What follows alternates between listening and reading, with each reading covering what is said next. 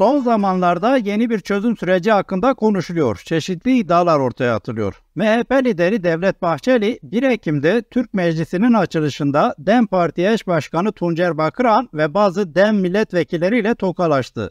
Ardından bu tokalaşmanın alelade bir hamle olmayıp politik bir mahiyetinin olduğuna dair açıklamalarda bulundu. Ve bu da yeni süreç tartışmalarını başlattı. AKP'li Cumhurbaşkanı Tayyip Erdoğan da müttefiki Bahçeli'nin açıklamalarını sahiplendi ve bu tırnak içinde yeni süreç hakkında daha fazla iddiaların dolaşıma sokulmasına neden oldu. Doğrusu Bahçeli'nin tokalaşma hamlesinden bir süre önce de kısmi de olsa yeni bir süreç hakkında bazı iddialar vardı. Ekim ayının ikinci haftasına girilirken süreç hakkında yeni bazı açıklamalar geldi. AKP'li yetkililer fazla renk vermemeye ve Erdoğan'ın Bahçeli'nin açıklamalarına arka çıkan çıkışından fazla bir şey söylememeye özen gösteriyorlar. Hatta Adalet Bakanlığı'na göre gündemde yeni bir çözüm süreci falan yok. Bahçeli ise yine grup toplantısında yeni açıklamalarda bulundu. Kürt hareketini ve Öcalan'ı bildik sözlerle terörizmle itham etti. Terörle müzakere etmeyeceklerini söyledi. Ve fakat Öcalan'dan PKK'yı silahsızlandırmasını da talep etti. Bu açıklamaya bakılırsa bir yandan Bahçeli'nin işaret fişeğini ateşlediği yeni süreç açılımını kısa sürede kapatmış gibi görünüyor. Ama Öcalan'a yönelik çağrısı kapıları tamamen kapatmadığını da gösteriyor. Bu arada CHP lideri Özgür Özel Kürt illerini ziyaret edeceğini söyledi ve bir zamanlar AKP'lilerin kullandığı analar ağlamasın argümanını sahiplenerek bir tür yeni sürece destek beyanında bulundu. Öbür yandan Kürdistan Bölgesi Başkanı Neçirvan Barzani Ankara'ya gitti ve bu da süreç hakkındaki çeşitli iddialara vesile oldu. Kürt Hareketi cephesinden ise başka açıklamalar geldi. 2013-2015 aralığındaki çözüm sürecinin öne çıkan ismi İmralı Hükümet Kandil arasında gidip gelen en önemli isim olan Sırrı Süreyya Önder, Bahçeli ve Erdoğan'a teşekkür etti. DEM Parti cephesinde kapılar tamamen kapatılmadı ama Önder gibi net çıkışlar yapanlar da olmadı şimdiye kadar. DEM Parti'nin ağırlıklı tavrı İmralı'nın adres gösterilmesi ve muhtemelen oradan gelecek bir işarete göre net bir tavrın ortaya konulmasıydı. Açıkçası Kürt hareketinin bir bütün olarak bu tavrın sahibi olduğu söylenebilir. Zira onlara göre kilit isim Öcalan ve henüz Öcalan'dan bir ses yok. 4 yılı bulan mutlak bir tecrit söz konusu.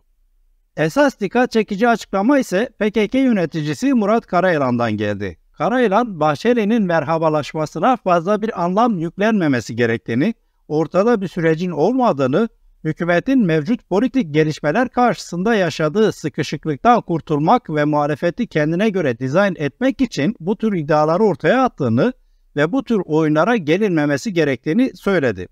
Besi Ozat, Mustafa Karasu gibi başka PKK yöneticileri de benzer açıklamalar yaptılar. Öbür yandan Kürt hareketinin bazı yetkilileri bir süre önce AKP'nin İmralı hapishanesinde esir tutulan Abdullah Öcalan'ın durumuyla alakalı olarak bazı ahlaksız tekliflerde bulunduğunu da açıklamıştı. Bütün bu açıklamalara bakılırsa ortada çok da konuşulacak bir şey yokmuş gibi görünüyor. Belirttiğim gibi kilit isim Öcalan ve şayet Öcalan konuşursa o zaman olup bitenleri esaslı ele almak daha iyisi olacaktır. Bir husus da şu, tedavüle sokulan bazı iddialara göre üzerinde konuşulan bazı başlıklar var. Hatta Öcalan ile Kandil'deki PKK yetkililerinin doğrudan teması bile oldu. Bunlar kısmen yalanlanan ve haliyle doğrulanmamış iddialardan ibaret. Konuşulduğu ileri sürülen başlıklara bakıldığında ise açıkçası neredeyse 25 yıldır ne zaman PKK, Kürt meselesi ve çözüm konuşulsa her defasında ortaya atılan ezbere başlıklar oldukları görülebilir. Örneğin PKK silahları bırakacak, yöneticileri sürgüne gidecek, kısmi af vesaire çıkarılacak, Kürtçe eğitime kısmen yol verilecek, Öcalan ev hapsine alınacak vesaire. Kürt meselesiyle ilgili olarak son 25 yıldaki gelişmeleri benim gibi gazetecilik mesleği gereği takip edenler çok iyi biliyorlar ki bu başlıklar her defasında büyük bir bilgiymiş gibi sunulan ve fakat işin aslı hiç de öyle olmayan ezbere bir reçeteden ibaret. Ve fakat bu tür ezberler aynı zamanda Kürt meselesinin çözümü konusunda son 25 yılda alınamayan mesafeyi göstermesi bakımından elbette dikkate değer olabilir. Nitekim her defasında başa dönülüp duruluyor. Bütün bu hususlarla birlikte ısrar edenler için söyleyecek olursam, tırnak içinde yeni sürecin ne olacağı ya da olmayacağı elbette yakında daha net biçimde ortaya çıkar. Bu gerçekleşinceye kadar 10 yıl önceki çözüm süreciyle son zamanlarda konuşulan tırnak içinde yeni süreci birkaç başlıkta kıyaslamak ve buradan hareketle nelerin olup biteceğine dair bazı öngörülerde bulunmakta fayda var. Ama öncesinde bu yeni sürecin 2013-2015 aralığındaki eski süreç kadar heyecan yaratmadığını, aksine epey tereddütlü yaklaşımlara neden olduğunu da görmek gerekiyor. Bu çok doğal. Zira önceki süreç büyük beklentiler yaratmış ve fakat 2 yılın sonunda büyük hayal kırıklığıyla bitmişti. Ardından ise son 8 yılı komple kapsayan büyük bir yıkımı beraberinde getirmişti. Üstelik aktörler aynı aktörler. 10 yıl önceki süreçte epey belirgin olan, nihayetinde sürecin akamete uğramasının önemli bir nedeni de sayılan ve son 10 yılda epey kökleşen karşılıklı güvensizlik meselesi de cabası. Haliyle süreçleri yürüten taraflar arasında bile karşılıklı güvensizlik meselesi bu kadar derin boyutlardayken, kamuoyu nezdinde olası yeni süreç konusunda var olan inançsızlığı veya tereddütü anlamak gerekiyor.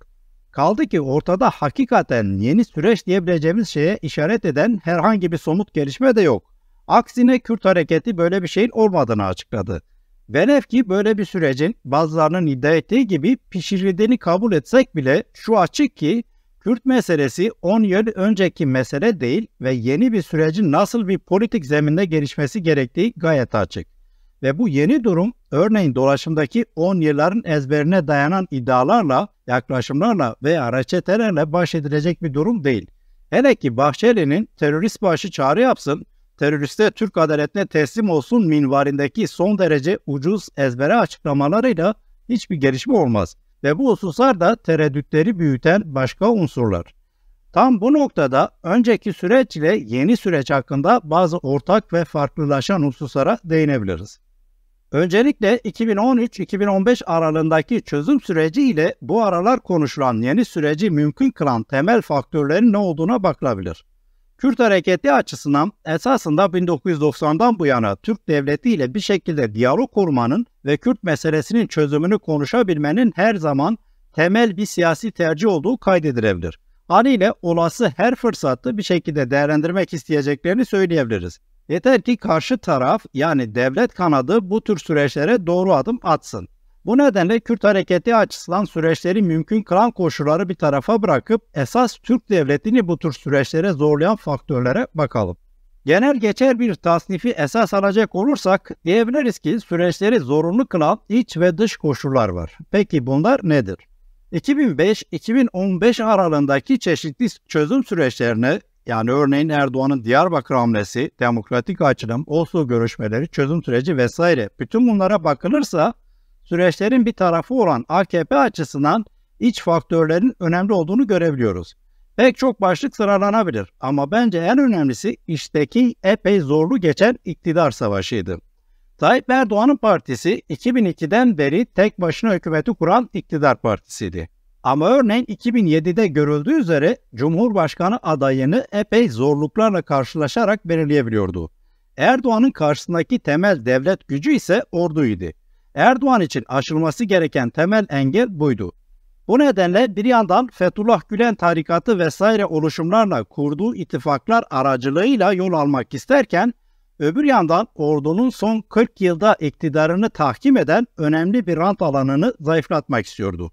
Bu alan Kürtlerle savaş meselesi üzerinde şekilleniyordu ve gerçekten de Türk ordusu milli birlik ve beka sorunu adı altında Kürtlere karşı verilen savaşı iktidarının temel gerekçesi yapıyordu.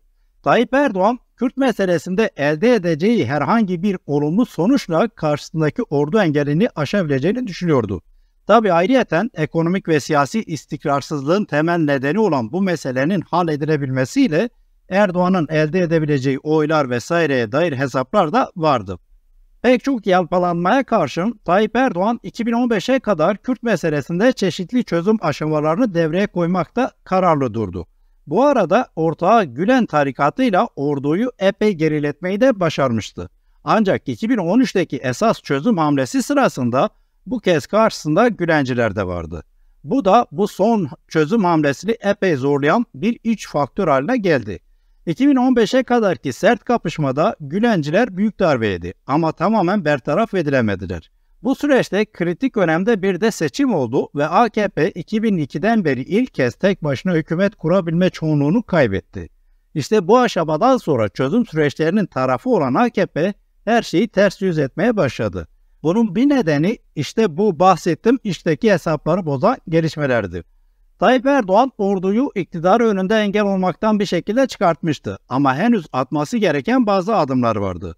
Ordu zayıflamışken bu kez Erdoğan'ın karşısında belirttiğim gibi Gülenciler vardı ve üstelik orduda da bir şekilde yer edinmişlerdi. 2013-2015'teki çözüm sürecinin sonunda Erdoğan beklediği siyasi rantı ve oyu elde edemediği gibi rakibi Kürt hareketi tarihinin en yüksek oy oranına da ulaşmıştı. Bütün bu gelişmeler Erdoğan'ın olup bitenleri ters yüz etmesinin içteki temel nedenleriydi ve ardından Kürtlere karşı kanlı bir savaş başlatıldı. Şüpheli bir darbe hikayesiyle hem Türk ordusu Erdoğan'ın istediği şekilde dizayn edildi hem de eski ortak ve yeni düşman olan Gülencilerin devletteki köklerinin kazınması için elverişli bir ortam oluşturuldu. Sonrası bugüne kadar uzanan hikaye ve bu hikayede Erdoğan tek başına devleti yöneten kişi oldu. Bir bakıma her şeyi savaş, milliyetçilik, otoriterlik ekseninde kendine göre kurguladı ve bugün yeni süreci konuşurken içteki ortam tam da böyle bir durumda. Dolayısıyla mevcut durumda AKP'yi veya MHP ile birlikte tamamen hükmettiği devleti yeni bir sürece zorlayan açıkçası çok fazla iç faktör yok gibi. Kürt hareketi Türkiye'nin sınırları içinde silahlı bileşenleriyle eskisi gibi aktif değil, neredeyse yok gibi. Kürt muhalefeti seçim zamanlarında kısmen Erdoğan'ı zorlasa da mevcut düzeni değiştirecek bir performansı şimdiye kadar ortaya çıkaramadı. Kaldı ki Erdoğan Kürt muhalefetine göz açtırmıyor. En önemli neden de bu ve bunun örneğin dış kamuoyunda vesaire çok da önemsendiğini söyleyemeyiz. Dünyadaki siyasi ve ekonomik gidişat da Erdoğan'ın işte her türlü zorbalığı yapmasına zemin sunuyor. Öbür yandan Erdoğan eski çözüm süreçleri zamanındaki gibi iktidar kavgası veren biri değil artık. Aksine tek başına bütün devlete hükmeden bir diktatör var karşımızda. Buna karşın mevcut ekonomik çöküntü, muhalefetin son seçimdeki zorlayan performansı veya yeniden Cumhurbaşkanı olabilmesi için Erdoğan'ın anayasa değişikliğine duyduğu ihtiyaç gibi birkaç gerekçe yeni süreç için ileri sürülebilir. Açıkçası bunların Erdoğan için çok da önemli olduğu kanaatinde değilim. 40 yıldır süren Kürt Savaşı'nda ekonomik kriz ilk kez yaşanmıyor ve bu son krizde de milliyetçi tabanın hükümetin Kürt siyasetini sorguladığını düşünmüyorum. Aynı şekilde 40 yıldır analar ağlamasın, şehit cenazeleri gelmesin diye tepki göstermeyen bir Türk toplum gerçeği varken günümüzde son derece konsolide olmuş Kürt karşıtı milliyetçiliğin kuşattığı Türk toplumunda neden böyle bir tepki oluşsun ki? Anayasa değişikliği için ise emin olun Kürtlere zırnık koklatmamak için iktidarı muhalefeti başka yollar bulacaklardır. İşteki hal böyleyken Bahçeli'yi ve Erdoğan'ı tırnak içinde yeni süreç konusunda bazı açıklamalara iten nedenleri esasında dışta aramak daha gerçekçidir. Nitekim Bahçeli'nin açıklaması tam da bu doğrultudaydı. Türkiye'nin sınırlarının dışında yaşanan bölgesel bir savaş var ve Türk iktidarı bunun Türkiye'ye yansımasının kaçınılmaz olduğunu düşünüyor. Bu durumda içteki bir meseleyi halletmek hem iç konsolidasyon hem de dıştaki etkinin bertaraf edilmesi için gerekli görülüyor. Bu noktada kapı yine Kürtlere çıkıyor ama bu kez içteki mesele dolayısıyla değil, içtekini de kapsayan bölgesel boyuttaki Kürt meselesi dolayısıyla. 2013-2015 aralığındaki çözüm sürecini ele alırken son derece önemli olan dış faktörleri göz ardı etmemek gerekiyor. Türkiye'de çözüm süreçleri konuşulurken yanı başında Arap Baharı yaşanıyordu. 2010'da Tunus'ta başlayan ve ardından Cezayir, Mısır, Libya ve Suriye'ye sıçrayan sarsıcı bir dizi gelişme oldu. Tunus ve Mısır'da yılların diktatörleri devrildi ve yerlerine iktidara gelen partiler AKP ile ideolojik yakınlığı bulunanlardı. Bu AKP için çok iyiydi ve AKP Tunus ile Mısır'daki gibi kendisine yakın grupların Libya'da iktidara gelebilmesi için iç savaşa müdahil oldu. Paramiliter güç yolladı Libya'ya ve silah gönderdi. Suriye'de ise AKP doğrudan savaşın tarafı haline geldi. El-Kaide, IŞİD, Müslüman Kardeşler gibi cihadist gruplardan kendisine bağlı parasını, silahını ve lojistiğini verdiği güçlü bir ordu kurdu. Bu cihadist ordular halen de aktif. Arap Baharı Erdoğan-Davutoğlu ikilisi için bir tür Osmanlı rüyasını diriltti. Kaldı ki olup bitenler tam da onların istediği gibiydi. İkilinin hayali Osmanlı emperyal yayılmacılığını yeniden gerçekleştirmekti.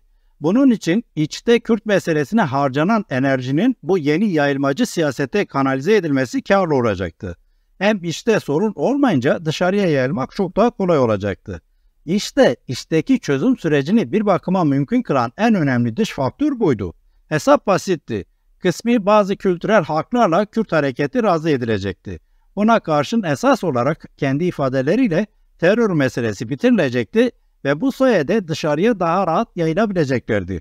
Üstelik bu yayılmanın en önemli ilk durağı olan Suriye'de Kürtler de cihatçı cepheye dahil edilebileceklerdi. Ama zamanla işler istedikleri gibi yürümedi. Öncelikle Mısır, Tunus ve Libya'daki kardeşleri bir türlü işleri istedikleri gibi yürütemediler ve en önemlisi Mısır'da iktidar değişti. Suriye'de bir türlü Emevi Camii'nde istedikleri namazı kılamadılar. Üstelik PKK gibi Öcalan'ı lider kabul eden Kürt muhalefeti Suriye'de önemli bir güç oldu.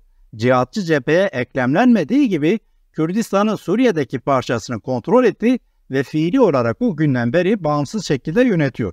2013-2015 aralığındaki çözüm sürecinde AKP ile Kürt hareketinin Suriye ve Rojava'ya dair hesapları taban tabana zıttı ve nihayetinde kapışmak kaçınılmazdı. Nitekim IŞİD ve Türkiye'ye bağlı diğer cihadist terörist gruplar Türkiye'nin her türlü desteğiyle Rojava'ya saldırmaya devam ediyorlar.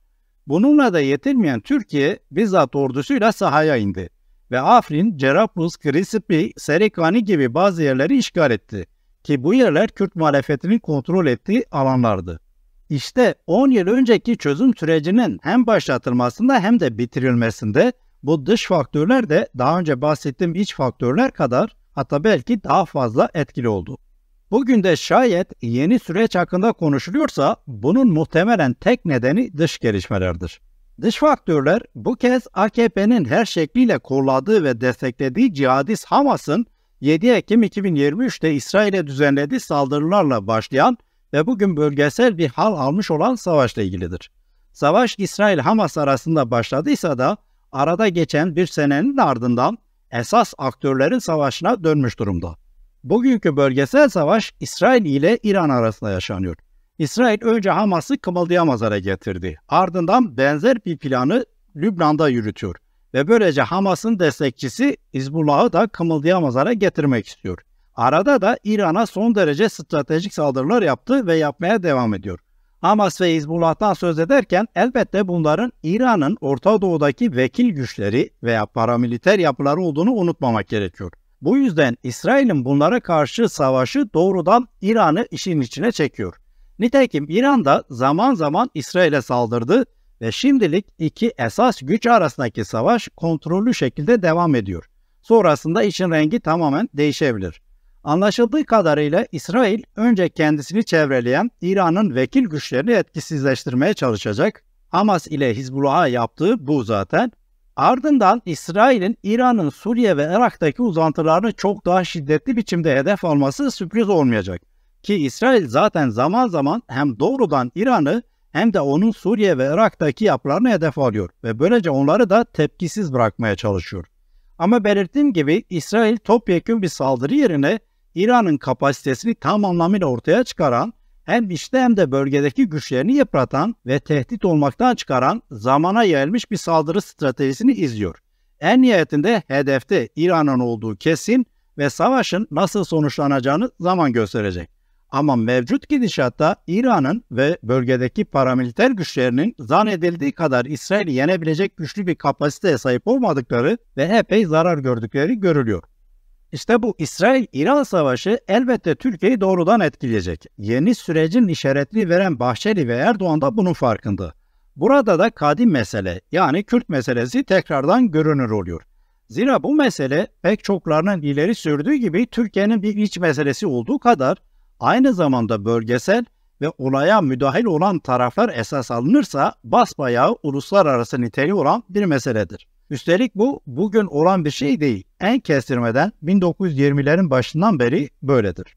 Günümüzde olan ise şu: Kürt meselesinin Irak, İran, Suriye ve Türkiye'nin ortak meselesi olarak zaten var olan bölgesel niteliği hem Kürt milliyetçiliğinin sınırları aşan etkisi ve Kürt toplumunun sınırları anlamsızlaştıran etkileşimi hem de her bir ülkenin baş edemediği kendi iç meselesini sınırların ötesine taşırması ve bunun neticesinde birbirlerinin sınırları dahilinde doğrudan askeri, siyasi ve diplomatik müdahalede bulunması nedeniyle farklı boyutlara ulaştı. AKP özellikle Rojava'daki Kürt muhalefetinin 2011'den itibaren artan etkisi sonrasında Türkiye'nin iç meselesi olarak algıladı ve sözüm ona kardeşlik söylemi çerçevesinde çözmeyi vaat ettiği Kürt meselesini daha bölgesel çerçevede ele almaya başladı. 2018'de gelindiğinde AKP'nin Suriye'deki ve hatta 2017'deki bağımsızlık referandumu sırasında görüldüğü üzere Irak'taki Kürt meselesini iç meselesinin uzantısı olarak değerlendirdiği açıktır. AKP siyasetinde Kürt meselesi hiç olmadığı kadar bölgesel niteliğiyle görünür oldu ve Türkiye'nin bekasına yönelik çok boyutlu, yıkıcı bir terör sorunu olarak iyice yer edinmeye başladı. Ki bu esasında AKP ile ortaya çıkan bir durum değil. Türkiye'nin 100 yıl önceki kurucu siyasetinin devam ettirilmesiyle ilgilidir. Son zamanlarda gündeme getirilen çözüm süreci de doğrudan bölgesel gelişmelerle ilgilidir. İsrail-İran savaşının bölgesel dengeleri alt üst etme ihtimali yüksektir. Bu durumda İran'ın himaye ettiği Suriye'de dengeler iyiden iyiye değişebilir ve haliyle Rojava'daki Kürt hareketinin eli mevcut fiili bağımsızlığını korumak açısından çok daha fazla rahatlayabilir. Bu Türkiye'nin son 10 yıldaki kabusunun çok daha büyümesi demektir. İkincisi ise İsrail'e karşı tutunamayan İran'ın dağılma ihtimalinin varlığıdır. Ve bu İran'daki en büyük 3. nüfusa sahip Kürtler için elbette bir fırsat kapısı aralayacaktır. Kürt hareketinin İran'ın en zinde muhalefeti olduğu ileri sürülebilir ve olası bir istikrarsızlık durumunda Suriye'dekine benzer bir Kürt oluşumunun ortaya çıkması hiç de sürpriz olmayacaktır. Bu da Türkiye'nin Kürt kabusunu karavasana çeviriyor. Her türlü çabasına rağmen bastıramadığı Rojava ve elbette kendi iç meselesi orta yerde dururken bu kez de karşısına Rojava'nın çıkması ihtimalinin Türkiye'ye soğuk terler döktürdüğü kesindir. Türkiye'de yeni sürecin konuşulmasını zorunlu kılan işte bu ecel terleridir. Bahçeli'nin ve tabii Erdoğan'ın üstenci buyurgan bir dille Kürt hareketine seslenip sanki lütufta bulunuyorlarmış gibi süreç açıklamaları yapmalarına falan bakmayın. Aslı bambaşka. Ama kuf kabadayılar gibi nara atıp sanki olup bitenlere mecbur değillermiş gibi yapmaya devam edecekler. İşin aslını en sade şekliyle AKP yandaşı gazeteci Hasan Öztürk'ün bir televizyon kanalında dile getirdiği şekliyle aktaracak olursam şöyle. Kürtlerin yaşadığı 4 ülke var. İkisi yani Suriye ve Irak dağıldı. İran dağılmak üzere. Türkiye'dekinin de dağılmasını istiyorlar. Türkiye olarak Kürtlerimizi kimseye kaptırmak istemiyoruz. AKP yandaşı gazeteci Hasan Öztürk bunları söylüyordu ve hatta sözlerinin devamında Büyük Kürdistan için Türkiye'den de toprak koparılacağını belirtiyordu. Peki sözüm ona kendi Kürtlerini kimseye kaptırmak istemeyen Türkiye ne yapmak istiyor? Elbette yeni süreç adı altında Kürt hareketini bir şekilde yanına çekebilirse bir ihtimal bu sancılı dönemi rahat atlatabileceğini hesaplıyor. Nitekim Türkiye Cumhuriyeti kuruluş yıllarında bunu başarmıştı. Mustafa Kemal 1. Dünya Savaşı'nın enkazından yani Osmanlı'nın enkazından yeni bir devlet kurarken öyle ya da böyle tırnak içinde din kardeşi Kürtlerin desteğini alabilmiş ve sonrasında bildiğini okumaya başlamıştı. Bu dönemde neden aynı siyaset denenmesi ki? Tabi Irak ve Suriye'deki Kürdistan yapılarını terör koridoru, terör kuşağı, terör devleti olarak niteleyen Erdoğan'ın mevcut durumda bu siyasetten vazgeçtiğini gösteren hiçbir emare yok. Aksine Kürdistan'a işaret eden politik gelişmelerin Türkiye'nin korkusunu büsbütün arttırdığı kesin ve amaç bu kabusun önünü mümkün mertebe alabilmektir. Mesela bırakın Türkiye ve İran'daki olası yeni Kürt statülerini, mevcut Rojava ve güneydeki Kürtlerin statülerini bile tanımamak ve ortadan kaldırmak. Amaç aslında bu. Hal böyle olunca aslında ortada yeni diyebileceğimiz hiçbir şey kalmıyor. Zira Türkiye'nin Kürt düşmanlığına dayanan 100 yıllık kurucu siyasetinin ta kendisi yürürlüktedir. Burada elbette Kürt muhalefetinin tutumu belirleyici olacaktır. Kürtler tarihlerinde hiç olmadıkları kadar ve bence onlara rağmen bölgesel ve uluslararası siyasette avantajlı bir pozisyonları varken neden bir kez daha tarihsel yanılgıya düştüler ki? Bunun için ortada hiçbir neden yok. Ama elbette mesela Türkiye'deki Kürtlerin haklarının ne derece tanınacağı, hatta bir statü sahibi olup olmayacakları ve aynı şekilde Rojava'nın mevcut varlığına karşı Türkiye'nin tutumunu değiştirip değiştiremeyeceği gibi oldukça çetin başlıklar muhtemelen Kürt tarafının ilk elden ileri sürebileceği müzakere konuları olacak. Ama şayet AKP-MHP tarafı bu tür başlıkları konuşmaya yanaşacaksa ortaya somut bir şeyler çıkabilir. Mevcut durumda görünürde pek bir şey yok. Bekleyip göreceğiz ama en çok da Öcalan'dan gelebilecek ses önemli olacak. Bana göre şayet bir süreç olacaksa Öcalan doğrudan konuşabilmeli.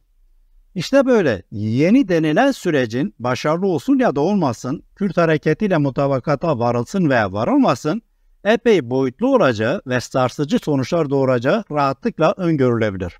Burada bahsettiğim bütün veriler esas alındığında Irak, Suriye ve İran'daki Kürt meselelerinin de artık tamamen Türkiye'nin iç meselesi haline geldiğini söylemek mümkündür. Yeni süreç derken işte bütün bunları esaslı biçimde düşünmekte fayda var.